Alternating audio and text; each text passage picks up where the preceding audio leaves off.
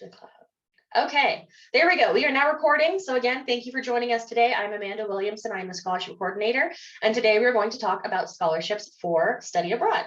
So let me go ahead and start this presentation and then get my screen shared. Come on, technology. All right, here we go. Is everybody able to see where it says study abroad scholarships? Thumbs up. All right, thank you for those who gave a thumbs up. This is Education Abroad Scholarships. My colleague, Andrea Graves, is unfortunately not available to join us today. I'm going to be leading the session, but I am going to talk a little bit about some of our national and international scholarships and fellowships that we have. So let's go ahead and get started.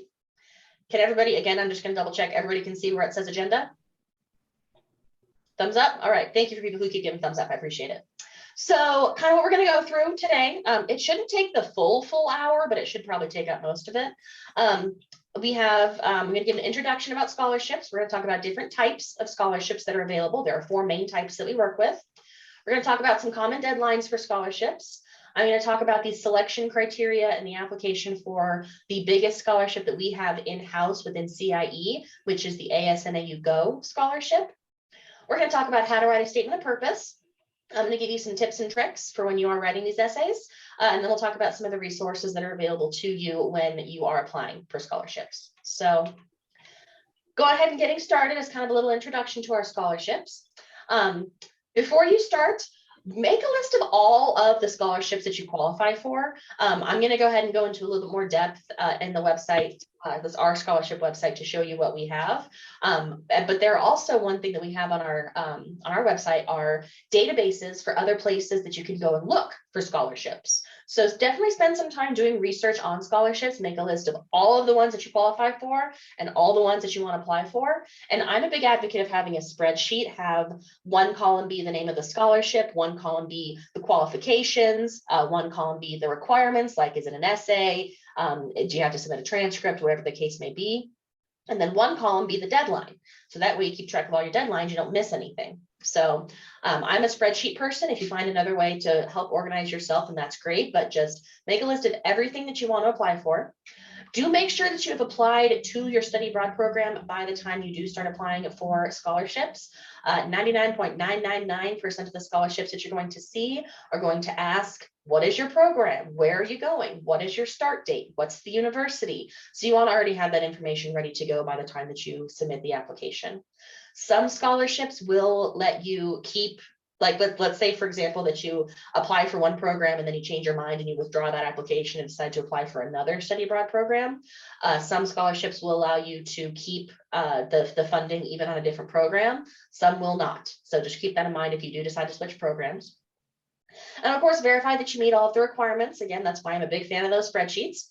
There are lots of different types of scholarships, and you will most likely qualify for multiple types of scholarships. And we'll get into the different types here in a second. There is no limit to how many scholarships that you can receive. That point has the asterisk because I'm going to come back to it here in a slide or two. But it is accurate. There is no limit to how many scholarships that you can receive. That is a fact. Make sure that you're putting time into your applications. I'm also a big fan of outlines, word clouds, things of those natures. I have a degree in history. I'm sorry, I do dual degree in English and history, but I'm sorry, I was talking about my English one. So of course my inner English major is very much on the outlines and the lists and the pre-writing and all that kind of stuff. But go with whatever system works for you, but just make sure, you put some time into planning it. Make sure you are proofreading your work. We can always tell a very clear difference between work that has been read over a couple times and work that has not. I recommend reading your essays out loud. That's a really good way to find the areas of wording that sound kind of funky, because sometimes there's a big difference between reading it in your head and reading it out loud. So either read it out loud yourself or have somebody, typically the best way I would say is have somebody read it to you. Have multiple people read your essays, have as many eyeballs on that piece of work as you possibly can. And make sure that you go to the University Writing Commons, which we'll talk about once we get to resources at the end. They are phenomenal. They're fantastic. So these are just some basic tips to get you going and applying for scholarships. Is make sure you're doing the research, Make sure you are applying for a variety of scholarships and make sure that you're really putting the time into these applications. Those are the three biggest things that I can think of that you would really want to follow for some successful applications and to get that money. So going back to that line that I said in the last slide, there is no limit to how many scholarships you can receive, but ... it may have some implications on your FAFSA. So the way that FAFSA works is you fill out the FAFSA, and based on the information that you give them, they make an estimate of, okay, this is how much money you need us to give you for college. And then they give you that money. We are federally required to report to FAFSA how much money and scholarships that you receive. And what FAFSA will do, if you receive over a certain amount of scholarships, which depends on the student, they will look at that and say, oh, well, Jimmy over here, I can't see if anybody in here is named Jimmy. Sorry, I'm just using an example.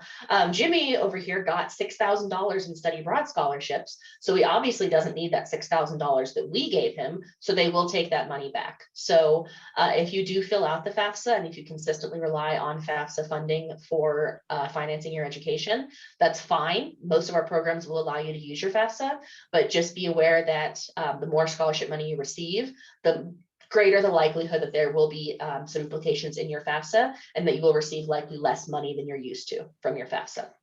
So if you have any questions about what financial aid you're going to receive for your study abroad, contact your education abroad advisor and ask us to fill out the study abroad financial aid information form. What happens is we can fill out this form with some information on you and on your study abroad program. We give you this form, and then you can talk to study abroad aid at nau.edu, which is our financial aid advisor, and you give her that form that has all the information on your program, and she'll be able to tell you based on that how much funding that you're going to receive. And then just think about that when you are thinking about applying for scholarships. So FAFSA is just a little bit funky when it comes to, I'm not even going to say study abroad, just FAFSA is a little bit funky in general. So there are going to be some implications there. But that being said, we do still encourage you to apply for both the FAFSA and apply to as many study abroad scholarships as you'd like. If there's anybody in here who fills out the FAFSA but does not receive any money or doesn't rely on FAFSA money, then you're going to be totally good. And you can apply for as many scholarships as you want with no implications. But I just want to make sure that this is clear. Scholarship page. I'll go ahead and drag this bad boy over. So this is our scholarship page. You can get here by going to our main study abroad page and going to start planning. And down here we have scholarships. So I'm going to go over some of the scholarships that we have here, but just so you can kind of see, we have a featured scholarship. We've got some of our in-house scholarships. These are scholarships that are offered through NAU departments that are typically based on what your major is. And these are the databases that I talked about that are other places you can go to search for scholarships. So do make sure that you're looking at these resources. We did just recently add these 5. These are 5 brand new search engines that we've added in the last 2 weeks, which means you have now double the options that you've had to look for scholarships. So do make sure that you're spending some time in this on this website, in these databases, looking for everything that you can that you qualify for, that you can apply for. So again, go to our main page at abroad.nau.edu/ I'm sorry, either at abroad.nau.edu or nau.edu/education abroad. And then you go here to scholarships, and that'll take you right here. So this is going to be the biggest resource for finding study abroad scholarships. Back to the Prezi. So there's different types of scholarships. The 4 main types when it comes to study abroad are merit-based, program-specific, student-specific, and location-specific. Merit-based is going to be based on you, and sometimes that means GPA, and sometimes it means other stuff. A lot of students will think that merit-based just means GPA.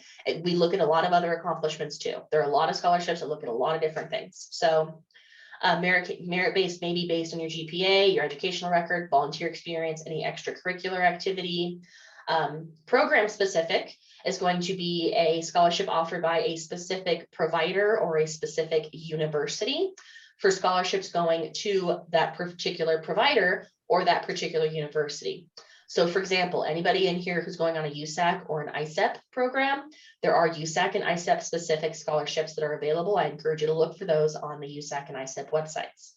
We also do, once you go and peruse our scholarship page, you'll see that we also do have a couple of university specific scholarships. And these are scholarships that the universities have offered to us because they're trying to encourage more NAU students to come to that school. So there are some program specific ones that we have. Student specific, these are going to be looking a little bit more specifically at you as a person rather than you as a student. We are looking for students who are underrepresented in study abroad, which could be a couple of different categories. There are a couple of different things that go into underrepresented, including but not limited to your being a student of color, being a first generation student, being an LGBTQ student, being a veteran, or we do also have a scholarship for the children of veterans, students with disabilities, anything along those lines. These are going to be student-specific scholarships that are available. And if you have multiple intersecting identities, which of course we all do, we're all 15 different things at once, but spend some time thinking about who you are and how you identify, and look for scholarships that will fit into that, because there are a bunch of different scholarships out there for a bunch of different things. And let's say you identify both as an LGBTQ student and a student with a disability, there are going to be scholarships out there for both. So apply for everything that's out there to you. That just means you're just able to hit them double and get double the money. And then the other one we have is kind of similar to program specific. This is location specific, and this is typically country based. So for example, I have a scholarship that combines student specific with location specific. I have a scholarship that is specifically intended for students of color to go to Ireland. So you will see some of those that are kind of a mix like that as well, where it's certain categories mixed in with other certain categories. But these are, generally speaking, the four main types of scholarships that you're going to see. And then these are some examples of the scholarships that we have that fit within these parameters. So merit-based, the big one that we have right now is the ASNAU Global Opportunities Scholarship, which I'm going to talk about in a little bit more depth in a second. This one's between $250 to $1,000. We did used to have another merit-based scholarship in-house with us. We did unfortunately lose it due to COVID. We're hoping that we'll get it back in the next year or so. We'll see. Things are still, kind of shaky right now. But the ASNAU Go Scholarship is available to all Flagstaff Mountain students who are studying abroad. You do have to be a Flagstaff Mountain campus student. That is a requirement, but other than that, it's available to everybody. A couple of program specific, like I said, the USAC, the ISEP, and if you're going on a different type of provider, any of the other providers that we may have. Student specific, we have the Mobility Abroad Award, which is up to $3,500. That's specifically for a Native Hawaiian or Native American student. The Carl Dorey Scholarship is available specifically to our honors students, if we have any students in here who are in the Honors College. And the Gary Kane Scholarship is a particular favorite of mine. That one is $15,000 specifically for an English major. Like I said earlier, I have a degree in English, so this one is very near and dear to my heart. So if we do have any English majors in here, the deadline for this one is the deadline for this one is February 15th, so this one is coming up quick. And then location specific, the Vera Lasky is for students going to Germany. The Becca Evans Fortil Lerma, that was a little bit of a mouthful, is $5,000 for students going to Spain. And then the Lamb Scholarship is for students going on our Costa Rica program, and that's between $500 to $1,000. So these are just some examples of the scholarships that are available to you. Again, go to the website, use the databases, check out everything that may be out there. And again, definitely spend some time doing the research, because it's going to be worth it when you're raking in those checks. Why is it not going to the next slide? Go to the next slide. Here we go. Students with the Pell Grant. Anybody in this room who receives a Pell Grant should definitely come talk to me directly, and I will paste my email address into the chat. If you receive a Pell Grant as part of your FAFSA package, then you are eligible to apply for the Gilman Scholarship. This is a scholarship that's available exclusively to Pell Grant recipients. Now, the Pell Grant indicates that you come from a low-income background and is given to you to make sure that you have the ability to, still be able to go to college, that coming from a low-income background is not something that prevents you from going to college. Gilman Scholarship, same thing. They want to make sure that coming from a low-income background does not prevent you from study abroad. I myself was a Pell Grant student when I was a student here at NAU, so I'm very, very passionate about this one. So please come see me directly if you have any questions about this one. I will also be hosting another scholarship information session specifically for the Gilman Scholarship, and I'll be doing that next Tuesday at 4 p.m. And those of you who are here today because you received my email this morning, the link for that is also in the email that I sent, but it is also on our website. So yes, if you receive the Pell Grant, come to the information session. If you're not able to come to the information session, then just reach out to me directly, because that one's a big one. Gilman's one of my favorites. So this is the timeline for working on scholarships. Now is the time that you should start looking at scholarships you want to apply for and start working on applications, whether you're studying abroad in the spring semester, in the summer, for the fall, for the academic year, whatever the case may be. You're here today to listen to me talk, which of course indicates to me that you have some interest in applying for scholarships. So get started now for sure. The summer deadline scholarship for most of our scholarships is March 15th. But again, scholarships are going to vary, deadlines are going to vary based on scholarship. For example, the Gary Kane scholarship that I said earlier, that one's deadline is actually February 15th. So some of the scholarships are going to have earlier deadlines, but the deadline for the in-house NAU scholarships is going to be March 15th. Between late March to early April is when people will be notified. We try to have no more than a 3-week turnaround between the deadline and the day that I email you saying whether or not you've been awarded. I say we try because that doesn't always happen. I'm going to be traveling a little bit at the end of March for work, so I don't know if I am going to have it done quite within that time frame, but we certainly will try. It should not ever be more than 4 weeks. I can guarantee that. It has never, nor will it ever be more than 4 weeks. For those of you who are studying abroad for the fall semester or for the academic year, that deadline is going to be April 1st for, again, most scholarships. And then mid-April, early May is when you're going to receive information on whether or not you have been awarded that scholarship. So this is a very tentative deadline. I want to let you know that. One other note that I do have, if anybody in here is studying for the full academic year, if you're studying for fall and spring, for most scholarships, you can apply for them for both fall and spring.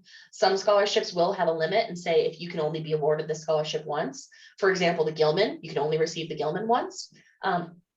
Excuse me, but the ASNAU Go scholarship that I'm going to talk about here in a second, that one you can win, as I've seen students win that literally 3 different times. So that one there is no cap on. So just keep in mind, if you're doing an academic year, the deadlines for applications for the spring semester are going to be right around October. So you will have to be aware of these deadlines and you will have to be applying for stuff in the time that you are abroad. But again, it will be worth it when you have that money. So just be aware of this time frame and make sure, again, you start working now. So the ASNAU Go scholarship, this is the big one that we have that's in-house. This is the biggest scholarship that I work with. The big thing that this one is looking for is involvement on NAU campus. Some of the background behind this, in 2000, I think it was 2011, might have been 2010.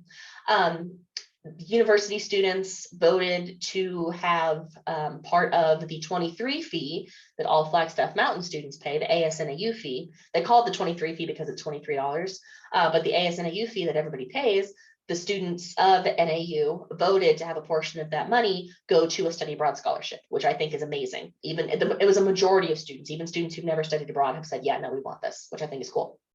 So that is why it's only available to students who are on the Flagstaff Mountain campus, because Flagstaff Mountain students are the only students who pay that fee. So they are the only one eligible for this. And the reason that we look at involvement on NAU campus is because the money comes from ASNAU Go. And one of their big pillars of their mission is to foster involvement in the NAU community. So anything you do that is involved in the NAU community, that's going to get you points for the ASNAU. And again, this list is one of those things that is including but not limited to clubs and sports, Greek life, if you work on campus, if you're doing research, if you're an SI tutor, if you are an intern on campus, if you do anything with academic departments, if you're involved in any of the religious organizations. For example, when I was a student, I was paying for my college myself because, again, I came from a low-income background, and I was working 30 hours a week my entire time through my undergrad. I didn't really have time to be a double major and work 30 hours a week and be involved in clubs. But what I did do for several years in a row was I worked with the English department to put on a conference that they have every year. I helped, organize the conference basically. And that counts as on-campus involvement because I was involved in the NIU community, in this case in an academic sense. So we get very flexible when it comes to involvement, and we especially understand that a lot of students have not been able to be involved as they would have liked to be in the past 2 years due to the virus that shall not be named. I'm starting to refer to it the same way that we refer to Voldemort. So you may not have had the opportunity to be as involved in the past 2 years as you would have liked. We will definitely take that into consideration, but we do still have to abide by the guidelines that ASNIU gave us. So we are looking specifically for this on-campus involvement. And again, if you get creative, I'm sure everybody in here can think of a way that they are involved on campus.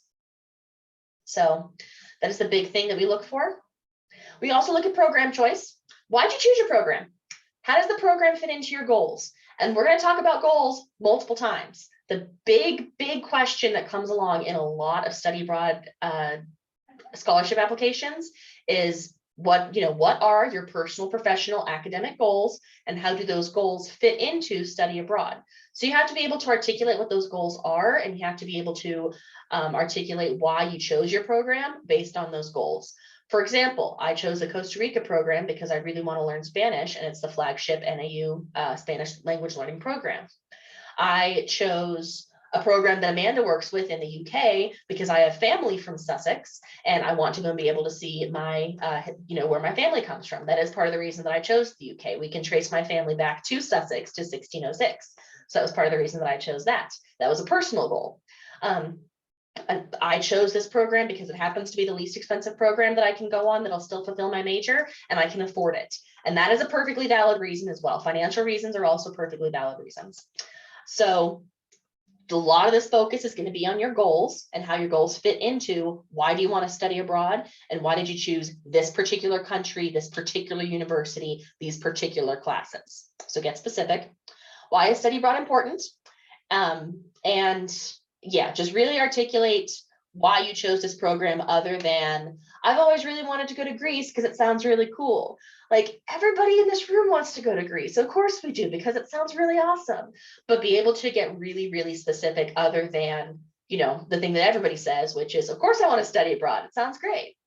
You really want to be specific in those goals. These, I'm sorry, can't talk today. So these are some national and international scholarships that we have available, and these are really good to consider once you come back from study abroad. So a lot of students, once they come back from study abroad, they become very competitive candidates for a variety of things because of the skills that you gain from study abroad, including some of these competitive scholarships and fellowships. So you may have heard of the Fulbright, you may have heard of the Marshall. These are scholarships either to help pay for some of the rest of your undergrad, to help pay for a master's degree, or to pay for an entirely different goal that you may have. For example, the Boren Scholarship focuses on foreign language learning, and it will pay for 9 months in a foreign country to go and learn a foreign language. So once you come back from study abroad, you are a very, very competitive candidate for these scholarships, and we really encourage you to get in touch with our coordinator for national and international scholarships. Her name is Andrea Graves, and she's going to have a lot of really good opportunities. So the first step to find out about national and international scholarships is really just to shoot them an email and set up a discovery appointment. So national_scholarships at niu.edu. I do encourage you to go ahead and send them an email and start talking to Andrea, because you may want to start planning for some of these applications for the types of awards that she works with on a later basis.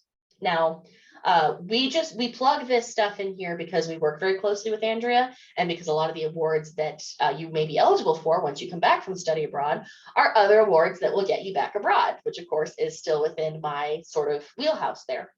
So do think about some of these national opportunities, but kind of going back to some general stuff when it comes to scholarships. Most of the applications you're going to see are going to be essay-based. 99% of the applications that I have seen are essay-based, and they're usually more than one essay. The Gilman, for example, is going to be 3 essays. The ASNIU Go Scholarship is 2 short essays. One is 500 words, one's 750 words. So there is going to be quite a bit of writing involved in this, which again is why I say I, as an English major, love this kind of stuff. So the essays are going to be the #1 thing that you're graded on. This is the one opportunity that you have to share information with people on the scholarship committee to convince them why you deserve this money more than Jimmy over there. Again, just using that as an example. So you want to make sure that it is a high quality, professional, polished piece of writing. No typos, no spelling errors. I cannot tell you how many times as I am reviewing scholarship essays, I will see study aboard instead of study abroad. They transpose the O and the R. So just make sure that you are reviewing everything. Make sure that it's grammatically coherent. Again, like I said earlier, read it out loud, or better yet, have somebody read it out loud to you. Do make sure it meets the word count. This is one thing that I am very much a stickler for, that I get kind of mean about. The word count exists for a reason, and if you're not going to meet it, then I'm not going to review it. My personal rule for reviewing this stuff is, one thing that I do is, if it looks like it's below the word count, I'll copy and paste it into a Word document. And if it's below the word count, you can't follow the instructions of doing that basic thing. So it kind of diminishes my ability to think that you're going to follow the instructions for the rest of the essay. So I will actually read it. I promise I don't just toss it in the trash. But severely, severely lose points if you're not meeting the word count, because typically they're very small word counts with a lot of ideas. 500 words is really not that many words to get as much as you need to be saying in that application. So make sure that you're meeting the word count. Make sure you have very clear transitions. Make sure you have a very clear beginning, middle, and end. I always kind of feel like whenever I talk about this, I feel like I'm kind of going back to like 3rd grade when they talk about how to write the 5-paragraph essay of, have an introduction and a conclusion and have transitions and stuff like that. And that seems like stuff that we should all automatically know. But honestly, the farther along that you get in college, the more you kind of forget some of that stuff as you're doing different styles of writing. So make sure that you have clear transitions, make sure that it has a very clear flow and progression through the ideas, make sure that there is a clear beginning, middle, and end, and that it doesn't just end randomly in the middle of a thought. Make sure, again, polished piece of work. And the best way to accomplish that is, again, put a lot of work into it and have multiple people put their eyeballs on it. I cannot advocate for that enough. Be specific as possible. You've all probably heard the phrase show, don't tell. You really want to give very, very specific examples of you that will allow the person who's reading your essay to have an idea about who you are as a person and as a student. Because at any given time, we are reading 15, 25, 35, 50 essays for scholarships. The scholarship review committees typically are reviewing a lot of pieces of work. And as a result of that, you want to make sure that you stand out. If you're going to toss in the same general statements that everybody else is going to about how I've always wanted to travel and learn about new cultures, you're going to blend into the background pretty quickly. But if you tell a really compelling story about, I am choosing to study abroad in Taiwan because when I was growing up, my mother's best friend was Taiwanese, and we were always over at her house and she was cooking for us. And, I had this very great intercultural experience. That's a story that's going to make you stand out. I'm going to remember that. So get as specific as you can, be compelling, be interesting, and give them a reason to remember you. Give stories, give anecdotes, give examples. Think about the big things that you want your viewer to know about you, whether that is your goals or whether that is your personal identity, again, being a student of color, being an LGBTQ student, or whatever the case may be, or your academic, really focus. What are the most important things that we need to know in order to convince us that you deserve this money more than anybody else? Again, topic sentences, clear transitions, make sure it has a nice flow to it. Again, I know this seems very self-explanatory, but it is astonishing how many essays we get that don't have a coherent structure to them. So make sure that it has a good flow and that it makes sense logically in the way that ideas are placed. And illustrate any challenges that you face or continue to face in the study abroad process, whether those are health finances, if you're a student with a disability, for example, and that causes some struggles. I have a student who has a service dog. And so we had to work with the university that she was going to make sure that her service dog was able to accommodate her for her physical disability because she needed the dog. So we had to work to make sure we could get her into housing where the dog would be able to be there with her.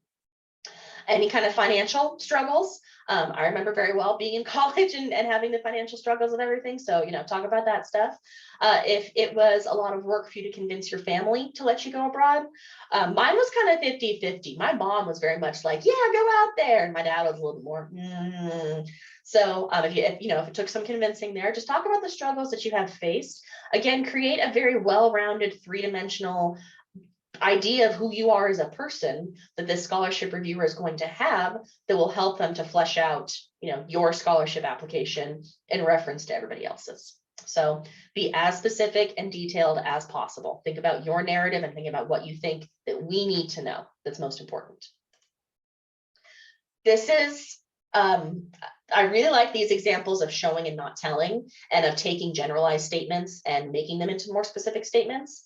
So the three statements abroad are, or I'm sorry, the three statements on top are the most common things that we see when it comes to study abroad scholarship essays. They're very general ideas that apply to, I'm sure, everybody in here. I'm sure everybody in here loves to travel and wants to go everywhere. I'm sure everybody in here wants to learn about other cultures. These are not ideas that are going to make you stand out. You want to get specific. You want to go into these very specific anecdotes and examples and stories. So for example, I love to travel and I want to go everywhere. For me, traveling is my passion. When I travel, I'm able to see, taste, hear, and smell new things. My upcoming experience to Morocco will really allow me to live like a Moroccan.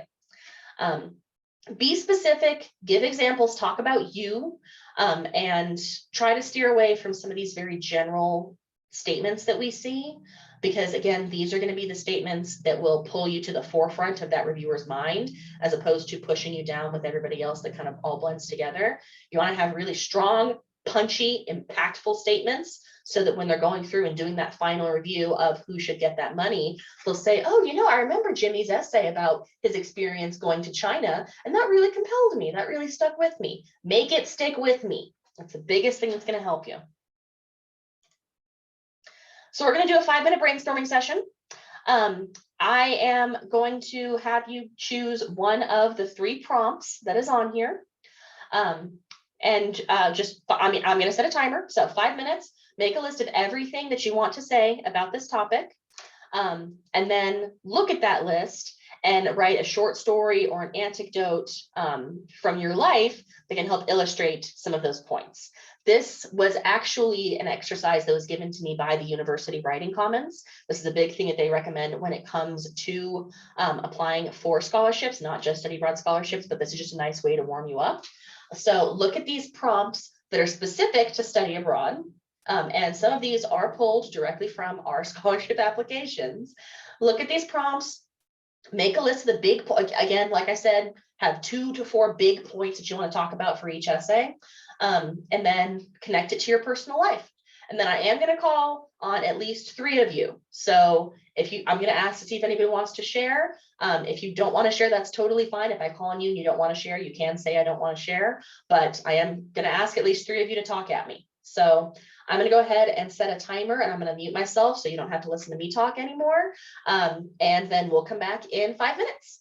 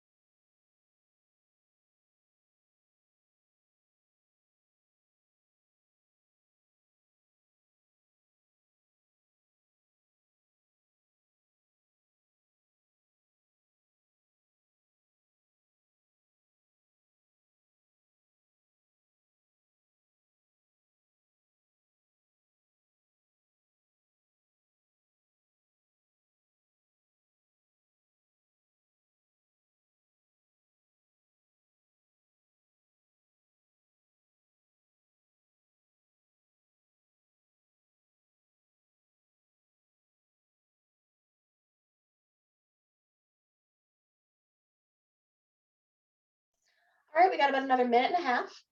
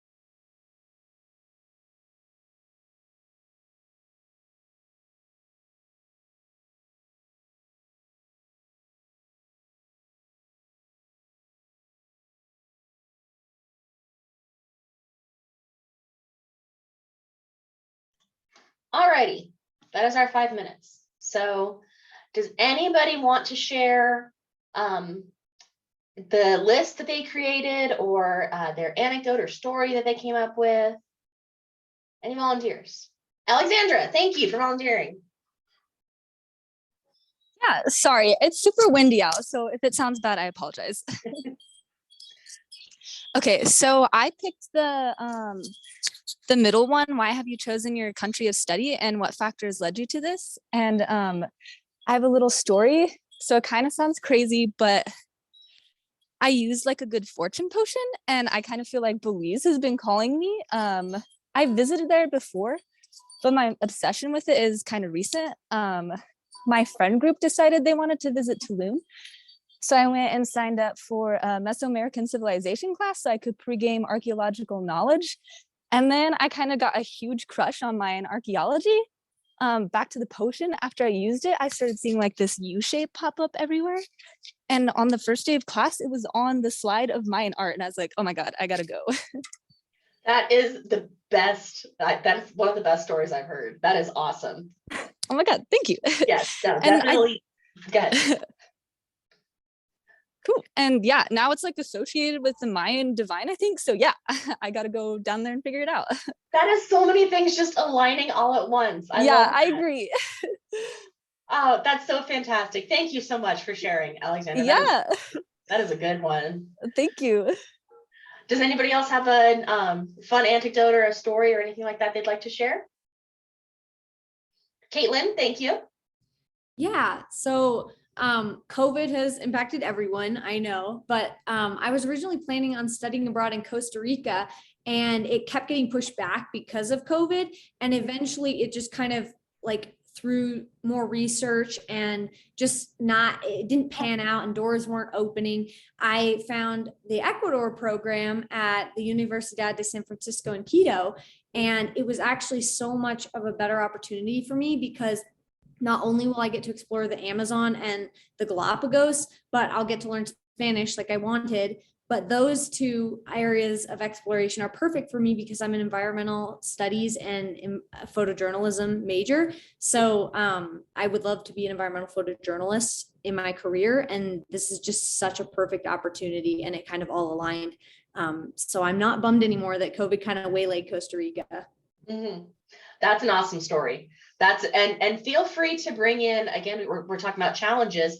Feel free to bring in the challenges that COVID has brought to all of our lives, whether it is financial, whether it's been canceling all my previous study abroads, whatever the case may be. But yeah, that's a fantastic story right there, especially something like environmental photojournalism. That's not something that I would ever really think of too much, but that probably is a very growing field as more cultural emphasis is put on the environment. So yeah, that's great. Absolutely stick with that one. That is awesome. Thanks. Yeah, sure thing. And I hope you have a good time in Ecuador. Quito is a really, really good program. I'm so excited. Thank you. It's a really cool one. Can we get one more volunteer to share their story or anecdote? James, thank you. All right, I chose the middle prompt, which country have you chosen to study? And I I kind of want some feedback on whether or not this is a good response to that. Because the program I'm looking at is the sailing in the Scottish Isles program. Mhm. And I'm someone, I grew up in Colorado. I grew up in the mountains. I grew up in the forest. I feel really in tune with nature in all aspects except kind of like the ocean and the marine aspects of nature. Mhm. So, more than Scotland and the country itself, I feel like this is a great opportunity for me to connect more with marine life and marine nature. Mhm. That's an awesome, awesome answer to that question, because that is a very unique program. For everybody who's not aware of that, this is a program that takes place half the time in a foreign country and half the time actually on a sailboat. This is a program where a group of NAU students are sailing to Scotland. I think it's to Scotland. I think it's not one of my programs, so I'm not super well versed in it. But you're spending half your time on a sailboat, which, you know, is about as immersed as you can get in marine life, other than actually being in a submarine or just being in the water. So yeah, tying in the personal experience of I grew up in the mountains. I now live in Flagstaff in the mountains. I'm very in tune with this piece of nature. I would like to have more exploration into this other side of nature. Yeah, that's especially for how unique this program is. Yeah, that is an awesome response to that. So that's great. Thank you. Absolutely. Thank you guys for sharing. Thank you to everybody who shared. All of those were awesome. I think that all of those are very, very worthy of including in your essays. So keep those notes that you just created and make sure that you do refer back to them, because like I said, some of these questions I pulled directly from our scholarship application. So you may see some of these again. So yeah, those are awesome. You guys are killing it. This is great. So just some tips and tricks. Start early. I know I've said this 18 times by now. I will say it 18 more times. Start early. Read your essays aloud to yourself and to others, and have others read it aloud to you. Make sure it is proofread for grammatical and spelling errors. Connect everything back to your goals. So again, really have a very clear idea about what those goals are, which is not something that a lot of us really put a lot of thought into on a day-to-day basis. So really sit down and spend 15 minutes and think about, like, what are my life, not even just my career goals, or, you know, just what are my goals as a person? You know, where do I want to be in 5 years, and how will this study abroad help me get there? Put the time and effort in. Have multiple people read your essays, have the very clear transitions, have the beginning, the middle, and the end. Make sure that it has a nice flow to it. Make sure that the ideas make sense in the way that they are placed. Do make sure that you're personalizing your essays for each prompt. We used to have another scholarship that had a prompt that was similar to the ASNAU Go scholarship, but it was not the same. There were very different points in each one. And we could very clearly tell when students were copying and pasting the same essay for both applications. And you could tell because it didn't answer the questions. So make sure you are personalizing your essays for each prompt. Some of the ideas may stay the same. Like I said, the examples that y'all just threw out, I think are really great, and those could be applied in multiple essays, but just make sure you're not copying and pasting the exact same thing, because if it's somebody like me, for example, who's reading multiple applications from multiple different types of scholarships, and I happen to get the same student twice and I see that it's exactly the same scholarship, that's going to really, really bring down the quality of application, because you're simply not answering the questions. Make sure that, kind of similar to that, make sure you are answering all parts of the prompt, all questions. Some essays will have tell us about A and B, and then tell us about how A and B connects to C, D, and E. They'll have something where it's a multi-pronged question like that. And we very commonly will see students get halfway through it and then not answer the end of the prompt. So again, the word counts are not as big as you think they are. So you really have to be detailed in your writing, but you have to be concise to make sure that you can answer all parts of this. And I will also say this 18 million times, go to the writing commons. The University Writing Commons, I'll have the information here. I think it's on the last slide. Yeah, last slide. The University Writing Commons is put on by the English department. It is English undergrad and graduate students who work for NAU who are specially trained on how to do editing. And a lot of them are specifically trained on doing editing for scholarship applications. So make sure that you are connecting with the Writing Commons. It's iWriting@nau.edu. Very much encourage you to take advantage of that. They are a phenomenal resource. I can tell a huge difference between students who have gone to the Writing Commons and students who have not. And for those of you who may be in the honors college, you have the honors writing commons and the university writing commons. So if you want to go ahead and get 2 different perspectives, I highly encourage you to do that. So that's the end of my spiel. These are some resources. My email address, amanda.williamson@nau.edu. Andrea Graves, who is our national and international scholarships and fellowships coordinator. Again, she's the person whose awards that you're going to be super eligible for once you come back from your study abroad. Her email is national_scholarships@nau.edu. And the writing commons are iWriting@nau.edu. So I am going to stop sharing. We are going to keep recording because I want to make sure we catch any questions that people have.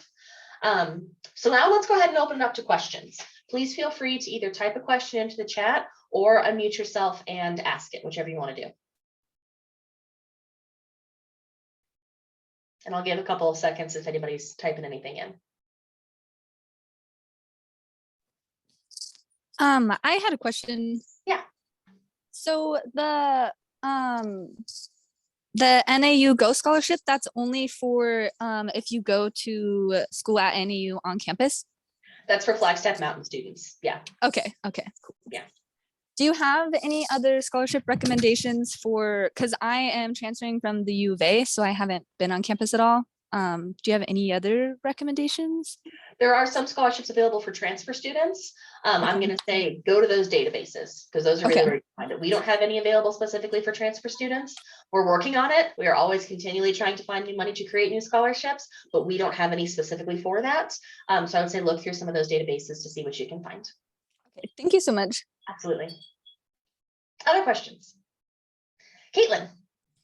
Yeah, so in my packet for Ecuador, it mentioned a way of funding would be like crowdsourcing your family and friends. And it also mentioned different sites like GoFundMe and Kickstarter. And I'm just wondering about that kind of money, if you get that, like how that will be looked at for financial aid, because it's not exactly a scholarship. Do you know much about that option? That's considered private funding. That's not taken into account for your FAFSA at all. Oh, okay. Cool. Yeah, that would be the same as any money that you make from a job. So that is private funding, and that's not something that financial aid has access to. Okay. Yeah. Thanks. And there is, I saw we have a couple other hands raised. Give me just 1 second, just while we're talking about this, because there's a particular, oh gosh, what's it called? There's a particular GoFundMe website for study abroad. And of course, I Googled GoFundMe study abroad, and I'm getting actual GoFundMe. What is the name of this company? I think it's Give, Send, Go, I think is the one I'm thinking of.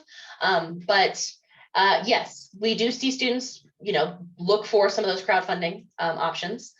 So do go ahead and take advantage of some of those and see if you can solicit some funding from your family, your friends. Part of what I did when I studied abroad was I asked my parents for my plane ticket as part of my Christmas present. And that was the only thing I got for Christmas that year. And I was very okay with that. So stuff like that also works. Thank you. Absolutely, Caitlin. Asher. I was just wondering, so when you apply for the scholarship, do you just receive a check to apply towards any part of study abroad? So could you spend it on the flight, or does it specifically go to the fees, or It depends on where the scholarship money is coming from. So any money that comes from NAU, the ASNAU Go Scholarship, for example, or the Carl Dorey Honors Student Scholarship, those funds are applied to your LUI. So it's going to hit any charges that are on your LUI. Now, for most programs, for most semester programs, the only things that will be on your LUI are your tuition, your student fees, your health insurance, and the application fee. If you're going on a summer program, it'll be the full program fee that's on there. So those ones will just automatically hit any charges on your LUI. Other scholarships that come from other places, they will just cut you a check. So it very much depends on the money and where it comes from. Okay, cool. Thank you. Absolutely. Pam, you have your hand up. Yeah, I just had a question. You've seen a lot of scholarships. So in your opinion, if I'm fully funded during the fall and spring, am I gonna be ineligible for a lot of scholarships? Because that's what I run to during the school year is like I can't apply for other scholarships to pay for books and technology and stuff like that because I'm fully funded. My tuition and stuff is paid for. Mhm. So some scholarships are going to be what they call need-based, and that fits into the student-based scholarship. So those are scholarships that are intended specifically for students who face severe financial need. The Gilman is an example of one of those. The Gilman is a specifically financial need scholarship. However, a lot of scholarships don't even ask about that. Some scholarships do. Some scholarships, the main focus is tell us about the struggles that you faced in paying for college and how that translates into paying for study abroad. There are some scholarships that are specifically for that. However, the ASNAU Go Scholarship, for example, doesn't ask a single question about finance.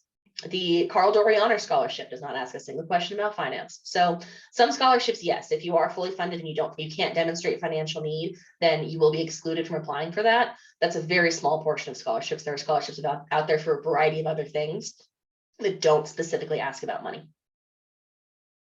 Yeah. Other questions?